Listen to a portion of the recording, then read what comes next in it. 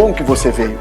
Eu sou o pastor Mirko Levac da comunidade da Fé Church e você está no nosso canal oficial do YouTube. Se você ainda não é um inscrito, inscreva-se agora mesmo em nosso canal. E não se esqueça de já deixar o seu like nesse vídeo.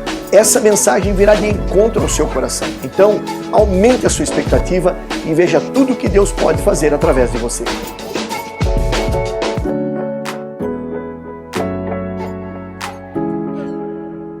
Quem aí deseja ir para o próximo nível? Acho que chegou o tempo da gente ir para o próximo nível e, na verdade, é muito urgente que a gente vá para o próximo nível. Não dá mais para ficar no mesmo nível. E eu queria que você abrisse sua Bíblia comigo em Romanos 8, verso de número 14.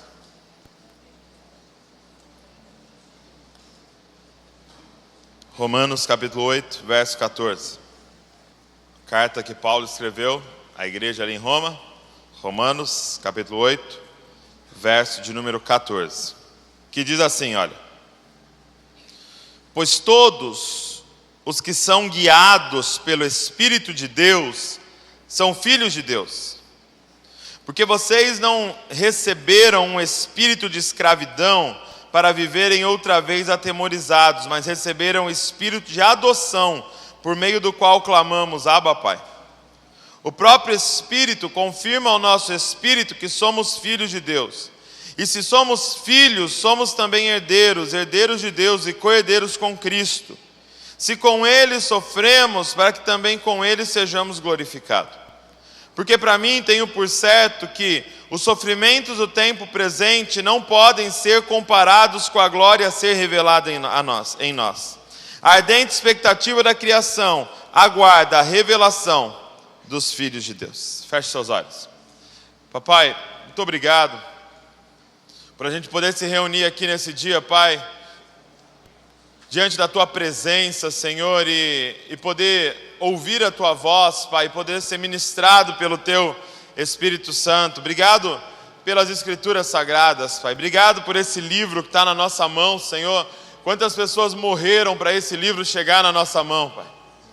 Quantas pessoas deram a vida para guardar, Senhor Jesus, esse texto, Pai, para que ele chegasse até a gente aqui hoje, Pai.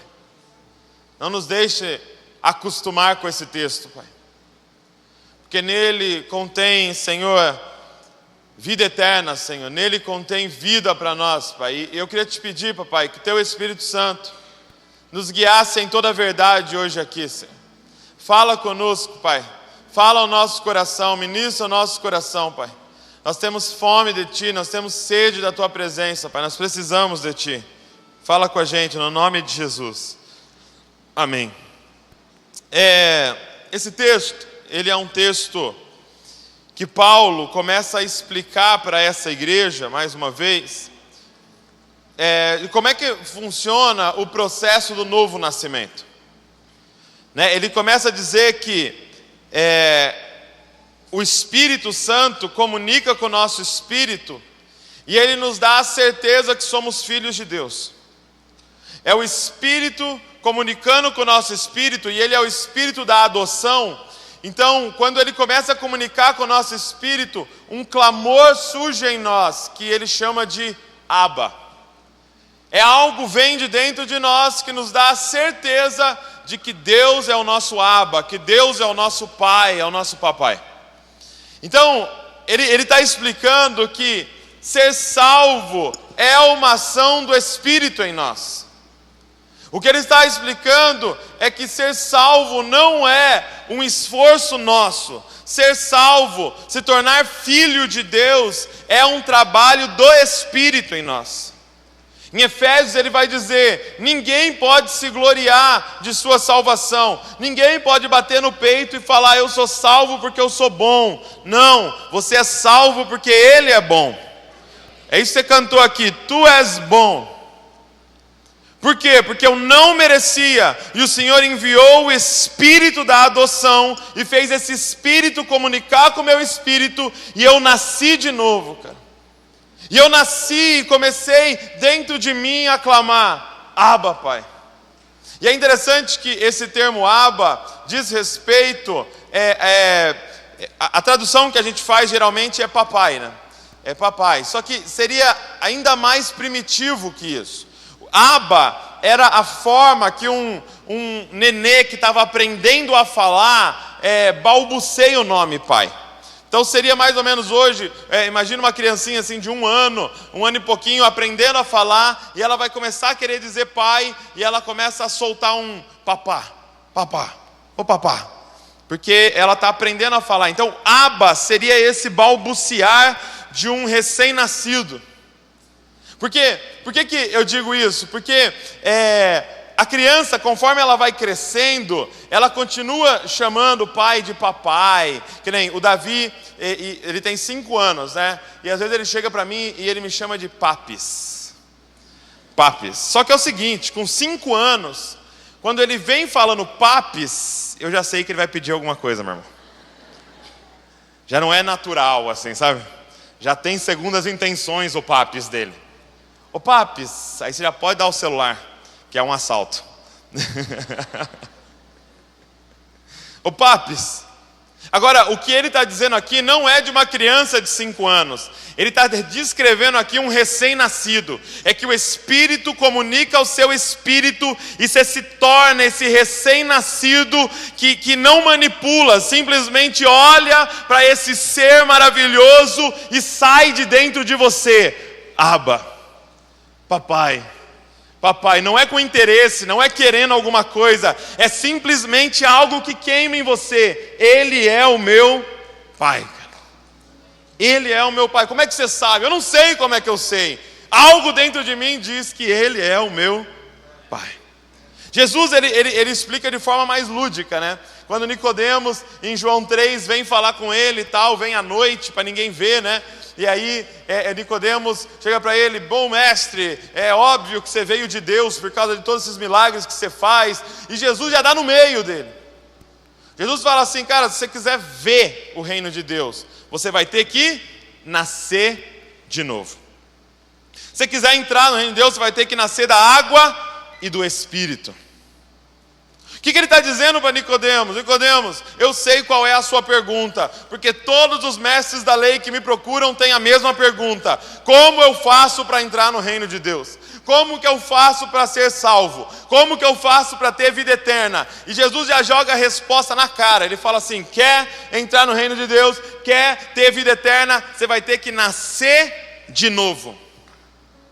Você vai ter que virar um recém-nascido, Nicodemos. E às vezes a gente lendo esse texto, a gente pensa que Nicodemos era meio idiota, assim, né? Meio bobão, tipo: Jesus, eu preciso voltar para dentro da barriga da minha mãe. Tipo, como se ele tivesse pensado que Jesus estava falando de algo literal. E gente, Nicodemos não era idiota, Nicodemos não era burro. Nicodemos hoje seria como um professor de teologia numa universidade. Nicodemos era extremamente inteligente, e era costume dos mestres, dos rabinos, usar ilustrações. O que Nicodemos está fazendo? Está jogando, está usando a ilustração que Jesus deu. Ele chega para Jesus e fala: peraí, você está me dizendo que eu preciso entrar na barriga da minha mãe e recomeçar a minha vida? Jesus fala para ele: é isso que eu estou falando. Se você não nascer de novo, você não pode entrar no reino de Deus. Nicodemos fica em choque, tipo: como assim você está me dizendo que eu tenho que recomeçar? E todos os meus diplomas, e todos os meus anos estudando a Torá, e todos os meus anos decorando a Torá, como que você está me dizendo que eu preciso recomeçar? Eu sou um cara reconhecido na nação como um líder espiritual, como que você está me dizendo que eu tenho que recomeçar? Ele fica em choque. E entenda, gente, essa era a mensagem de Jesus. Esta era a boa notícia de Jesus. Este é o evangelho da graça. Aonde ele entrava, ele dizia para as multidões: ei, Deus está dando a oportunidade de você nascer de novo, de você recomeçar todas as coisas. Deus decidiu distribuir uma folha em branco para todo mundo que quiser, para você reescrever a tua história.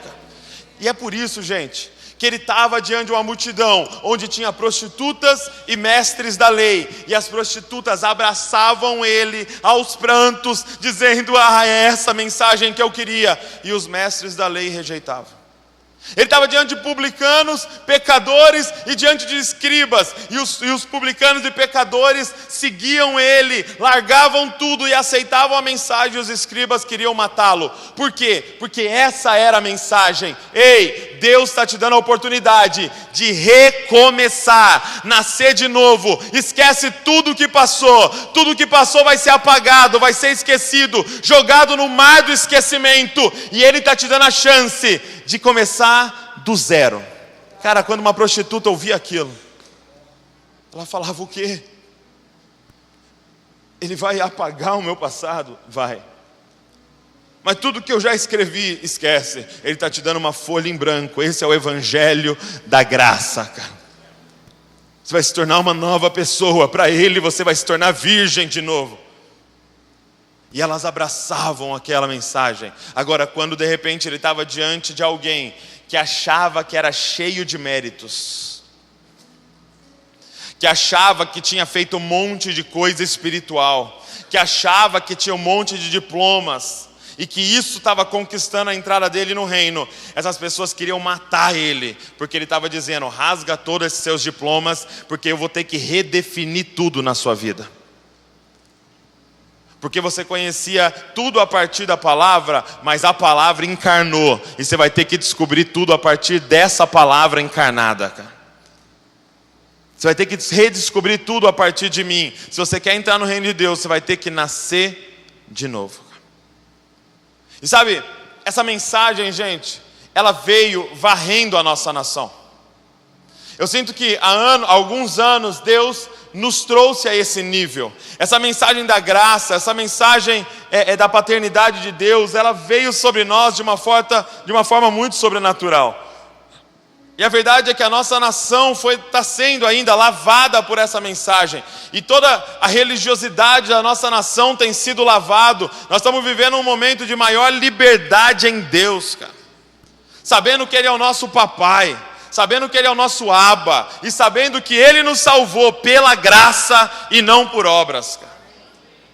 Isso tem queimado no nosso coração. Se você colocar, por exemplo, hoje no YouTube, e eu creio que as músicas de uma geração revelam a teologia de uma geração. Se você colocar hoje no YouTube graça, você vai ver 10 músicas lá que fizeram com esse tema. Se você colocar no YouTube Abba, você vai ver mais 10 músicas que escreveram sobre esse tema. Por quê? Porque é isso que o Espírito soprou nesses últimos anos.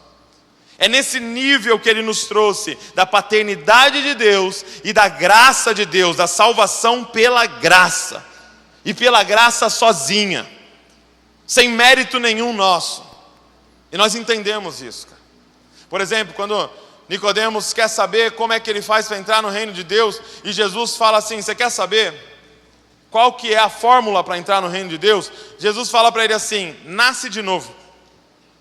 Agora a pergunta é: o que eu faço para nascer de novo? O que eu faço, na verdade, para nascer? O que um bebê faz para nascer? Diga comigo assim: nada.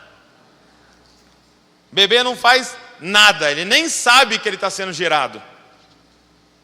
Bebê não faz nada. Quem faz tudo? A mãe.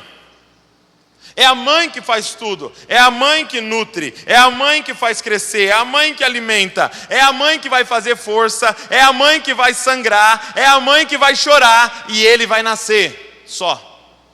O que Jesus estava dizendo para Nicodemos? Nicodemos, você quer saber o que você precisa fazer para entrar no reino de Deus? Nada, porque quem vai fazer tudo sou eu. Quem está te nutrindo, quem está fazendo você crescer, quem vai passar dores, quem vai sangrar, quem vai chorar, quem vai suar sangue, sou eu. E vocês só vão nascer, cara. Só vão nascer daquilo que eu gerei, cara. É a graça, cara. É a graça. Para se tornar filho de Deus é graça. É uma obra do Espírito em nós que comunica com o nosso espírito e nos dá a certeza que somos filhos de Deus. Então, se você hoje aqui tem a certeza que você é filho de Deus, isso é uma obra do Espírito Santo em você, de graça. É um Pai de misericórdia que enviou esse Espírito sobre você, em você, e fez você nascer de novo. Agora, eu estava lendo Mateus. Abre sua Bíblia em Mateus 5. E isso me gerou uma certa confusão. Deixa eu compartilhar isso com você. Mateus capítulo 5.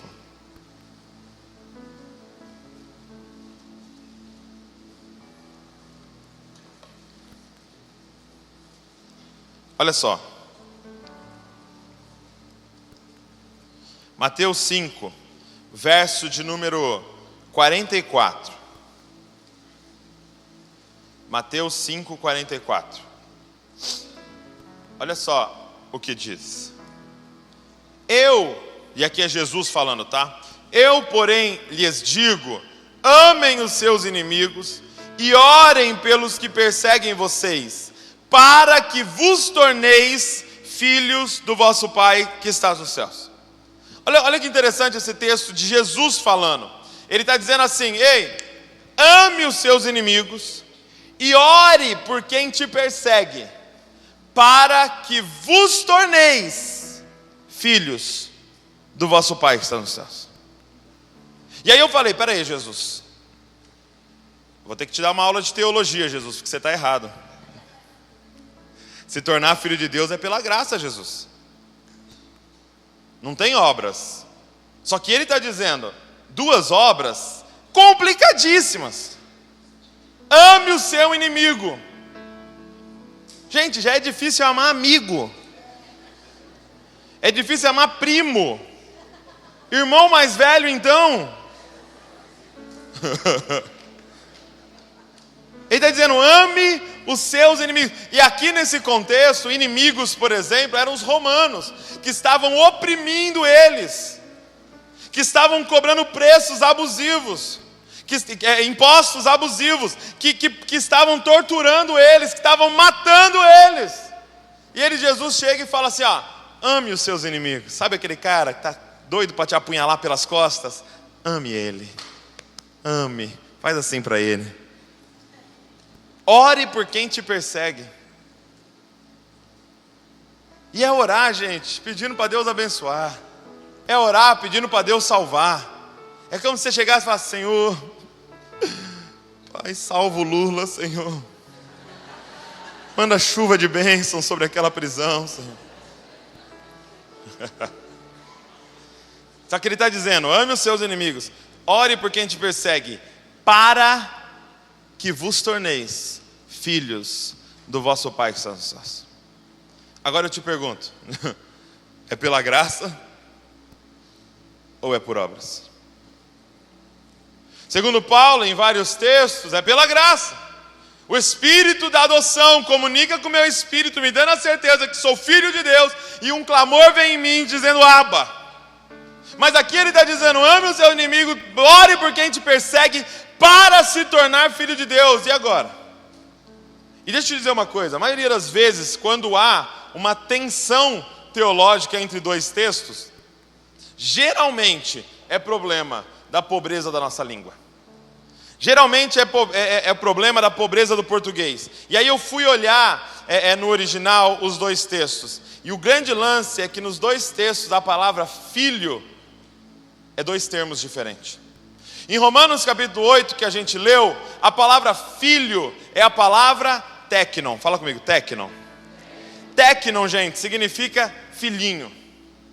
Teknon descrevia um menino, uma criança, um recém-nascido. Então ele estava dizendo assim, ei, o espírito da adoção entra em contato com o seu espírito, te dando a certeza que você é um filhinho de Deus. Tanto é que ele usa o termo Abba. E quem que fala Abba? Quem fala papá? Um filhinho, diga comigo, um recém-nascido, uma criança. Então ele está dizendo que se tornar um teknon é uma obra do Espírito em nós. Não há mérito nosso, não tem esforço nosso. A gente só nasce e vira teknon. Agora, o texto de Mateus 5 não usa a palavra teknon. Em Mateus 5,44 está escrito, ame os seus inimigos, ore por quem te persegue, para que vos torneis ruiós de Deus. E a palavra ruiós é usada para filho maduro. O que eu vim dizer para vocês é que é tempo da gente mudar de nível, gente. É tempo de ir para o next level. Não dá mais para ficar somente como tecnon de Deus. Chegou a hora de nós como igreja nos tornarmos ruiós de Deus. E deixa eu te falar uma coisa, para se tornar tecnon de Deus é de graça. Para se tornar ruiós custa tudo. Para se tornar tecnon, é uma obra do Espírito em nós, e você simplesmente nasce. Para amadurecer e se tornar um filho maduro de Deus, custa tudo, é obras, é sofrimento, é entrar na escola de Deus, cara, e amadurecer. O que aconteceu é que sobre a nossa nação veio uma onda da graça, veio uma onda do novo nascimento, e muita gente está nascendo de novo, cara. O cara prega heresia e um monte de gente aceita Jesus. O cara prega nada com nada, um monte de gente aceita Jesus. Por quê? Por causa da fome das pessoas. E tem um monte de gente nascendo de novo, cara. Gente, se você olha as pesquisas, é assustador. Provavelmente a igreja vai decidir a eleição da nação, cara. Presta atenção, é muita gente. É muita gente nascendo de novo. Agora, você concorda comigo que os números não batem? Você concorda comigo que você olha para as pesquisas, você fica em choque. Por quê? Porque tem um exército, dizem 60 milhões de evangélicos no Brasil. Evangélicos, não estou falando nem os nossos amigos católicos que são cristãos, cara. Evangélicos, 60 milhões e não muda nada. E não muda a estatística de divórcio. E não muda a estatística de homicídio. E não muda a corrupção. Por quê? Porque não nascemos de novo? Não, nós nascemos de novo. Mas somos uma igreja gigantesca de 60 milhões de bebês, cara. 60 milhões de crianças espirituais. Mamando todos os domingos em seus líderes. Chegou a hora, cara, da gente ir para o próximo nível, gente. O Brasil clama para que a gente vá para o próximo nível. Porque veio uma onda, cara, de novo nascimento sobre a nossa nação. Mas precisa vir uma onda de discipulado sobre a nossa nação, para nos levar agora de tecnon para ruiós de Deus. Porque eu te pergunto, quantos crentes você conhece? Já não cabe mais nos dedos. Já não cabe mais na sua agenda telefônica. Agora, quantos você conhece que amam seu inimigo e oram por quem persegue ele? Quantos você conhece que anda a segunda milha? Quantos você conhece que dá a outra face? Quantos você conhece? Porque a pergunta não é quantos tecnon você conhece, é quantos ruiós você conhece. Porque tecnon, posso falar para você uma coisa? Não muda nada. Tecnon não altera nada numa sociedade. Quem altera algo na sociedade são os filhos maduros de Deus, cara. Porque o texto de Romanos 8 fala uma coisa que é chocante se você crê na palavra de Deus. Olha, volta lá em Romanos 8 de novo. Olha o que Paulo ousa afirmar. Verso 17, olha isso.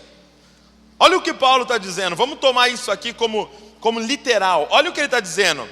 E se somos filhos, somos também herdeiros, gente. Herdeiros de Deus e co-herdeiros com Cristo. Ele está nos colocando na categoria de herdeiros de Deus. Herdeiros de Deus. E quando que você recebe a herança? Quando o pai morre. Mas no caso do nosso pai que nunca morre, a nossa herança a gente recebe quando nós morremos. Então se você morreu e nasceu de novo, você já é herdeiro. E co-herdeiro. Gente, nós somos. O que Paulo está dizendo? Isso aqui é muita ousadia no Espírito Santo. Ele está dizendo para essa igreja e para nós hoje que tudo que é de Cristo é seu. O que é de Jesus é seu. Ele está te colocando na mesma categoria de filho como Jesus é filho. E dizendo, tudo que é dele é seu. E ele está dizendo, você é herdeiro do Criador do universo. Daquele que disse, haja luz. E a luz apareceu. Ele é o nosso Pai. Nós somos herdeiros dele. preocupado com uma moto. Você está preocupado com o salário. A gente está preocupado. Por quê, cara? Por que somos herdeiros de Deus e não mudamos nada? Porque aí é o que Paulo vai dizer em Gálatas. Ele diz assim: o filho herdeiro, enquanto é de menor, nada difere de um escravo, pois não pode pôr a mão na herança. Somos herdeiros do Criador do mundo, mas não mudamos nada. Somos café com leite, porque somos crianças espirituais e não podemos colocar a mão na herança, cara. Cara, nós estamos perdendo tempo, gente. Era pra gente virar Americana de ponta cabeça, cara. Era pra gente virar Nova Odessa de ponta cabeça. Era pra Bragança Paulista nunca mais ser o mesmo. Por quê? Porque o herdeiro do Bill Gates está morando lá? Não. Porque o herdeiro do Criador do Universo está morando lá, cara. Porque a herdeira do Criador do Universo se matriculou na faculdade. Só que ele não vai pôr na sua mão, cara. Não, por quê? Porque ele é um Deus mau? Não, porque ele é um Deus muito bom. Porque uma Ferrari na mão de um menino de 12 anos não é bênção, é maldição e morte. Ele não vai pôr na sua mão enquanto você não crescer, cara. Sabe, a gente fica pedindo: Senhor, queremos o dom da cura, dom de maravilhas, dom de profecia. Não peça isso, cara, peça raízes para suportar um dom desse. Porque ele disse: se você pedir eu vou dar, se você bater eu vou abrir, se você buscar você vai achar. E por que ele não dá? Porque te mataria. Porque não temos raiz suficiente, não temos maturidade suficiente para pôr a mão num câncer e ver ele saindo para fora. Acharíamos que somos deuses. Precisa ser de gente que dá outra face. Precisa ser de gente que não serve mais a mamon. Precisa ser de gente, cara, ruiós, filho maduro de Deus, cara. É tempo de ir para o próximo nível, gente. É tempo de ir para o próximo nível. O que Deus comunica no meu espírito é que é tempo da nossa igreja transicionar, cara. Transicionar de tecnon para ruiós, cara. Para ruiós de Deus. Vamos abandonar essa infantilidade espiritual, gente. Vamos abandonar essa adolescência espiritual. Sabe, tem uma pesquisa que eu vi que os brasileiros homens, eles saem da adolescência em média com 44 anos.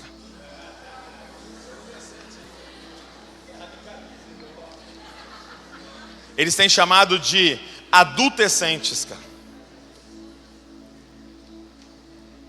O cara lá com 40 anos, preocupado para comprar o FIFA 19. Preocupado que roubaram ele no Crash Royale.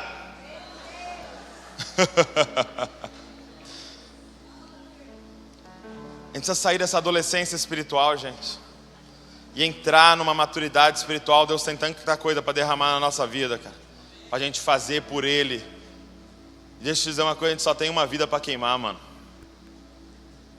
A gente só tem uma vida para queimar, não vamos mais perder tempo, gente. O diabo está querendo que a gente perca tempo. Mas eu acho que essa é uma tarde de despertamento. Deus quer fazer a gente transicionar. Agora, como é que sai de tecnon para ruiós? Primeira coisa que eu diria para você transicionar de tecnon para ruiós, é o seguinte. É o que eu falo para os meus filhos todos os dias. Quando eu vou para casa umas 10 para meio-dia, para ajudar a Val a dar almoço para as crianças. E aí eu chego para eles todos os dias na mesa e falo: Davi e Luísa, se vocês querem crescer, vocês vão ter que... Tem algum pai aí? Comer, fala comigo. Comer. Ah, pai, eu quero um leite com Nescau. Não. Leite com Nescau não faz ninguém crescer. O que faz a gente crescer? Comida sólida. Comida sólida. Arroz, feijão, carne. Come a carne, Davi, porque carne faz a gente crescer. E a Val tentando explicar para ele que na carne e no feijão tem ferro. No feijão, né? Tem ferro. Meu irmão, para ele tentar achar o ferro dentro do feijão. Comida sólida faz a gente crescer. Então, se eu posso deixar para vocês uma orientação, saia do leite espiritual e entre na comida sólida espiritual. O autor de Hebreus diz isso naquela carta. Ele fala: como eu queria poder liberar uma comida sólida, mas eu preciso ainda, vocês ainda estão no leite. E ele diz assim: já era para vocês serem mestres. Já era para vocês serem mestres. Agora eu te pergunto, o que é comida sólida e o que é leite? Sabe, a minha visão que eu tinha de comida sólida e leite era: comida sólida é quando você ouve uma palavra profunda, sabe? Sabe aquela palavra que você apanha do começo ao fim? Sabe aquela palavra que você sai acabado da igreja, querendo abrir um buraco no chão e morrer? Sabe aquela palavra, ou às vezes aquele texto, que o pregador chega assim e abre um texto, você fala: esse texto eu já sei tudo. E ele fala um negócio que você nunca ouviu do texto. E aí você sai com aquela palavra explodindo na sua cabeça, você fala: hoje foi uma comida? Hoje foi uma feijoada. Aí você põe lá, #feijoada. Pesado. E tal. Apanhei.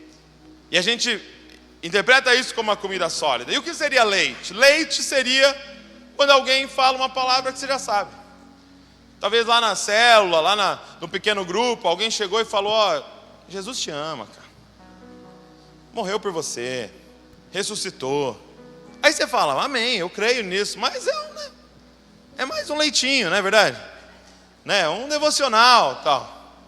A gente tem essa visão que comida sólida é aquela pregação profunda. E leite é aquela pregação mais rasa de algo que você já sabe. Mas posso te fazer uma outra proposta hoje aqui? Talvez não seja isso que o autor está dizendo. Qual é a diferença entre comida sólida e leite? O leite ali que ele usa no texto é o leite materno, tá? É o leite materno. Eles não tinham o costume de tomar leite naquela época como nós tomamos leite o tempo todo. Então a referência ali é o leite materno. Então, qual é a diferença entre a comida sólida e o leite? Não é a profundidade da revelação. A diferença é quem processou o alimento. O que é leite, gente? Leite é um alimento que alguém processou e jogou na sua boca. E o seu trabalho é só engolir. O que eu queria propor para vocês hoje é que todas as pregações que você já ouviu na vida é leite. Por quê? Porque alguém processou. Quem processou essa mensagem de hoje fui eu. Eu só estou jogando na boca de vocês só estão engolindo. O seu trabalho é só ver se é heresia ou não e engolir. Então todo vídeo que você viu no YouTube, seja do cara mais profundo, seja do Luciano Subirá, é leite. Porque quem pagou um preço e processou foi ele e só jogou na sua boca. E deixa eu te falar, apesar disso ter nos ajudado nos primeiros anos da nossa caminhada com Cristo, isso não faz ninguém chegar à maturidade espiritual. O que faz a gente chegar na maturidade espiritual? Comida sólida. O que é a comida sólida? É a comida que você caçou, que você preparou, que você mastigou, que você engoliu e que você digeriu, cara. Comida sólida é aquilo que você consegue com o seu quarto, com a porta fechada e com a Bíblia na mão, cara. Comida sólida é o alimento que você preparou. E não importa quão profunda é a revelação do texto que você teve, é sua revelação, cara. Os homens mais maduros espirituais que você vai conhecer, as mulheres mais maduras espirituais que você vai conhecer, têm tempo a sós com Deus todos os dias. Não vivem de mensagem de domingo, nem de vídeo do YouTube.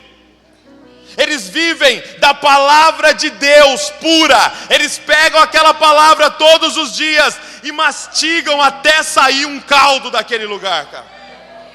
Gente, a maturidade está aí.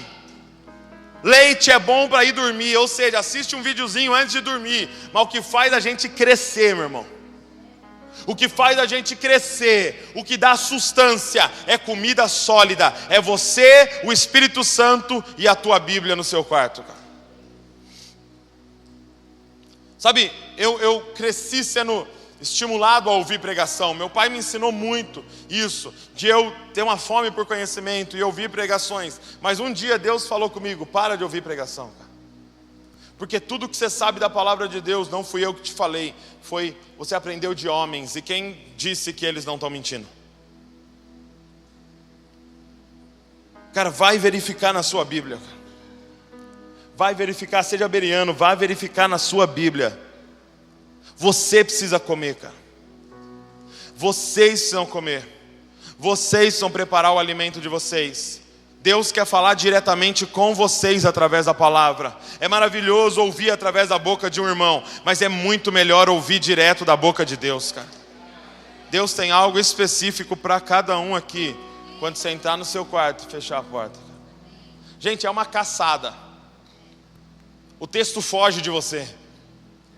Você vai dar um tiro na cabeça dele, ele foge de você. Você vai ter que ler 10 vezes o mesmo versículo, 30 vezes o mesmo capítulo, e você vai ter que ficar mastigando e mastigando. Não entendi, Espírito me explica. Não entendi, Espírito me explica. E ele vai falar com você. E quanto mais difícil é, parece que mais profundo é o que ele traz para nós, e mais muda a nossa vida, cara. Você quer crescer, meu irmão? Pega a sua Bíblia. Eu lembro um dia que o Francis Chan, um pastor que eu sempre admirei muito, ele disse que ele foi para um culto. Ele colocou 2 bexigas embaixo da camiseta. E ele subiu no púlpito com 2 peitos assim. E aí ele falou assim: gente, não aguento mais, todo domingo vocês mamando aqui em mim, cara. Vai buscar a Deus em casa, cara. Porque o sonho de Deus é uma nação de sacerdotes. Todos que estão aqui dentro são sacerdotes, cara. Saiba que se você não está entrando na presença de Deus, você está jogando no ralo o sangue de Cristo. Porque Ele pagou um preço para rasgar o véu para você entrar, cara. Ele sofreu tudo o que Ele sofreu para rasgar o véu, o acesso está aberto para você. E você está mandando o seu pastor entrar lá? Entra lá, cara, você. Eu acho que nós como pastores temos que parar de dar resposta para os outros. Pastor, o que eu faço? Não sei, vai orar. Mesmo acesso que você tem com Deus eu tenho, cara, vai orar. Pastor, e não sei o que, não sei, lê o texto de novo, cara. Lê de novo, e lê de novo, e lê de novo, e lê de novo, cara. Isso aqui, gente, só é mais alto para a última pessoa conseguir enxergar a gente aqui, porque o pastor não está mais alto. É tudo igual. Não tem 50% de Espírito Santo e 90% de Espírito Santo. Ou tem Espírito Santo ou não tem. Ele não entra numa medida menor em um e numa medida maior no outro. Se você tem o Espírito, você tem Ele por completo. Assim como o Billy Graham tinha, gente. Assim como o Spurgeon tinha, gente. Qual a diferença? O tanto que esses caras caçaram. O tanto que esses caras foram para o quarto e mastigaram, cara. E mastigaram cada texto das Escrituras. Ou seja, toda conferência é leite, gente. E eu não digo, é importante, porque todo bebê só está aqui por causa do leite. É importante, mas já é tempo de vocês se tornarem mestres. Sabe o que ele estava dizendo? Já era tempo de vocês estar dando leite para alguém. Já era tempo de bebês espirituais estarem se alimentando do que vocês carregam.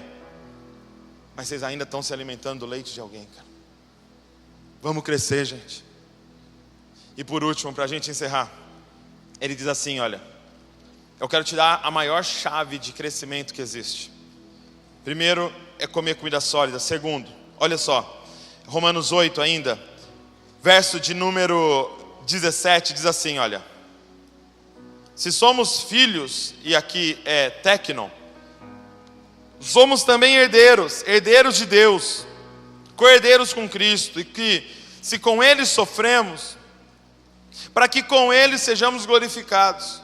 Porque para mim tenho por certo que os sofrimentos do tempo presente não podem ser comparados com a glória a ser revelada em nós. A ardente expectativa da criação aguarda a revelação dos ruiós de Deus. Olha que interessante, verso 17, ele usa o termo tecnon. Verso de número 19, ele usa o termo ruiós. 17, filhinhos de Deus. 19, filho maduro de Deus. O que tem no meio que transiciona alguém de técnon para ruiós? O 17 é um técnon, o 19 é um ruiós. Olha o que tem no meio, verso número 18. Diz assim: porque para mim tenho por certo que os sofrimentos do tempo presente não podem ser comparados à glória que será revelada em nós. Nada, absolutamente nada, nos amadurece mais do que sofrer. Fala, amém. Eu vim rogar a vocês, parem de correr de sofrimento. Parem de correr de sofrimento. Parem de correr de sofrimento, porque nada amadurece mais uma pessoa do que o sofrimento. Presta atenção, eu não estou dizendo busque sofrimento. Eu não estou dizendo chicoteie as suas costas. Eu estou dizendo pare de correr quando ele chega. Não estou dizendo uma igreja masoquista. Estou dizendo de uma igreja que resiste ao sofrimento, que não corre do sofrimento, que não tem medo de sofrer. Por quê? Porque entendeu o propósito de Deus para nós. Gente, o propósito de Deus para nós não é nos deixar confortável. O propósito de Deus para nós é formar Cristo em nós. Se você entrou aqui atrás de conforto, má notícia, Deus não vai te dar conforto. O propósito de Deus é formar Cristo em você. Do começo ao fim, Deus quer uma coisa: formar Cristo em você. Formar Cristo em você. Ele quer ver a imagem do Filho, do primogênito dele formado em você. Ele quer uma família com muitos filhos parecidos com o primogênito dele. O propósito de Deus é que nos tornemos como Cristo. Posso ser mais ousado? O propósito de Deus é que nos tornemos Cristo. Porque eu quero dizer uma coisa para vocês, para a gente encerrar. Cristo, gente, na Bíblia, não é um indivíduo. Cristo na Bíblia é um ser coletivo, formado de um cabeça chamado Jesus Cristo e de um corpo chamado igreja. Ou seja, Cristo é esse ser coletivo que tem cabeça e tem corpo. Ou seja, você é Cristo para essa geração. Você é Cristo andando na face da terra. As mãos de Cristo são você. Os pés de Cristo são vocês. Qual é o propósito de Deus, gente? Formar Cristo em mim. Quando eu entendo isso, eu paro de correr do sofrimento. Porque nada forma mais Cristo em nós do que o sofrimento. Será que nós não vamos poder dizer para os nossos netos: eu trago em mim as marcas de Cristo Jesus, cara? Será que nós vamos dizer: eu trago em mim os confortos da vida evangélica?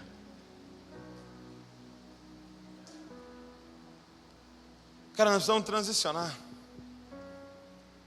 Gente, ter um encontro com Jesus não é ganhar um bilhete da sorte que você vai passar para primeiro da fila. Ter um encontro com Jesus é entender que Ele te chamou para ser Cristo. E é ir para o último da fila voluntariamente para todo mundo ir na sua frente. Sabe, ter um encontro com Jesus não é ficar orando para Ele te dar uma vaga de estacionamento bem na frente da igreja. Jesus me abençoou. Não, cara. Ter um encontro com Cristo é estacionar lá longe e vir andando para que outros estacionem mais perto. Ter um encontro com Jesus não é falar: achei uma vaga na frente, vou assistir o culto maravilhosamente bem. Ter um encontro com Cristo é ficar de pé, tendo a certeza que todo mundo está sentado, cara. Porque é o que Cristo faria. Nós servimos um Cristo que entregou a vida por nós. Por que a gente quer estar confortável? Posso dizer uma coisa? Abraça o sofrimento. Porque o sofrimento forma Cristo em nós. Um dia a Gabs, ela chegou para nós e falou: Douglas, está difícil lá no serviço, estou pensando em sair. Eu falei: não, fica lá, Não saia até Deus mandar. Por quê? Porque aquele gerente forma Cristo em você, cara. Ah, aquele professor, vou mudar de sala. Não! A não ser que Deus mande, não mude. Porque é esse professor que gera Cristo em você, cara. Que gera Cristo em você. Esses dias um menino trabalha comigo, ele chegou revoltado, eles me caluniaram, falaram que eu fiz tal coisa que eu não fiz, e mentiram a meu respeito. Eu falei, cara, você deveria estar alegre. Aí ele ficou com aquela cara de ué, né? Você foi achado digno de ser tratado como Cristo, cara. Caluniaram você. E mentindo, disseram todo tipo de asneira a seu respeito. Você devia chegar em casa e falar, mãe, você não sabe que coisa maravilhosa que aconteceu no serviço hoje. Fui achado digno de ser tratado como Cristo. E respondi como Cristo, amando. Cara, a gente precisa transicionar. Nós estamos dizendo que somos discípulos de Jesus Cristo. O que é um discípulo? É aquele que está dizendo, eu quero ser igual ao meu mestre. Você quer ser igual a Cristo? Tem uma pergunta para te fazer, você quer ser igual a Cristo? Porque Cristo morreu pelos outros. Cristo foi injustiçado, Cristo era inocente e sofreu. Você quer ser igual a Cristo? Você é louco? Sim. Somos loucos. Porque Ele fez aquilo por nós. E é a nossa vez de fazer isso por outros, cara. Sabe, o tempo todo Ele fala assim. Pergunta para Ele, qual é o maior mandamento? Ele fala, ama o Senhor teu Deus com tudo que você tem. E o teu próximo como a ti mesmo. Que era o que estava escrito no Antigo Testamento. Ama o teu próximo como a ti mesmo. Como que eu amo o outro? Como a mim mesmo. Chega no final, que Ele vai para a cruz, Ele transiciona. Ele fala assim, não, agora não é mais ama o teu próximo como a ti mesmo. O nível subiu. Agora é ame o teu próximo como eu vos amei. Ah, Jesus, como a ti mesmo era mais fácil. Porque o jeito que você amou a gente foi morrendo pela gente, cara. Foi dando a vida pela gente. Nós precisamos transicionar, cara. Quando a gente entende esse propósito de Deus, que o propósito de Deus não é nos deixar confortável, mas é nos tornar ruiós, é nos amadurecer, nós trocamos algumas coisas na nossa vida. Por exemplo, quando Jesus está com os discípulos, Ele fala assim para os discípulos, olha, eu vou para a cruz, né? Eu vou sofrer na mão dos líderes religiosos e eu vou morrer. Pedro chama Jesus de canto e fala assim, não, ei, Jesus, não fala isso. Olha só o que Pedro fala. Não fala isso de você. E ele diz assim, olha, Deus não vai deixar isso acontecer. Era Pedro falando para Deus que Deus não ia deixar isso acontecer com ele. O que Pedro estava fazendo com Jesus? Cara, era sendo amigo de Jesus. Ele estava dizendo, Jesus, eu não quero que você sofra, Jesus. Eu não quero que você passe por essas coisas. Jesus, você não vai sofrer, para de falar isso. Para dessas coisas negativas, Jesus. Você precisa ouvir umas coisas mais positivas, Jesus. Precisa ouvir uns coaching assim, para você ficar mais alegre. E aí Jesus olha no olho dele, o cara afagando o ego dele, o cara elogiando ele, dizendo, não, você não vai sofrer, você é bom demais para sofrer. E ele olha no olho do amigo e fala o quê? Para trás de mim, Satanás. Imagina Pedro na hora de cara. Para trás de mim, Satanás. Porque você não cogita das coisas de Deus, você cogita das coisas dos homens. O cara queria o bem dele, cara. O cara queria fazer ele parar de sofrer. E aí de repente, passa alguns capítulos, Jesus está no Getsemane, orando lá, suando sangue, desesperado. Ele termina de orar, ele levanta. Quando ele levanta, vem um comboio com soldados romanos, líderes, e quem estava no meio? Judas. E Judas chega, cara. Judas chega até ele para beijá-lo, para entregá-lo à morte. Judas havia traído ele. Ele olha no olho de Judas e diz, amigo, presta atenção, quando você entende o propósito de Deus, você vai começar a identificar alguns elogios como Satanás e algumas traições como Deus, cara. Por quê? Porque alguns traidores formam mais Cristo em nós do que alguns amigos. O problema é que você só quer elogio. Você só está trazendo para perto de você quem te elogia, quando muitas vezes você tinha que deixar perto de você alguns que dão um chute na sua bunda. Por quê? Porque te empurra mais rápido para o seu propósito. Vai! Vira Cristo, cara! Talvez a gente tenha que olhar no olho de alguns caras lá na faculdade e falar: amigo. Tinha que olhar no olho de alguns gerentes e falar: amigo. Porque eles estão empurrando a gente para o nosso propósito. Qual é o propósito? Se tornar filho maduro de Deus, cara. Nada nos faz mais maduros do que sofrimento. Abraça o sofrimento, cara. Abraça o sofrimento. Sabe qual é a diferença entre um filho maduro e um filho imaturo?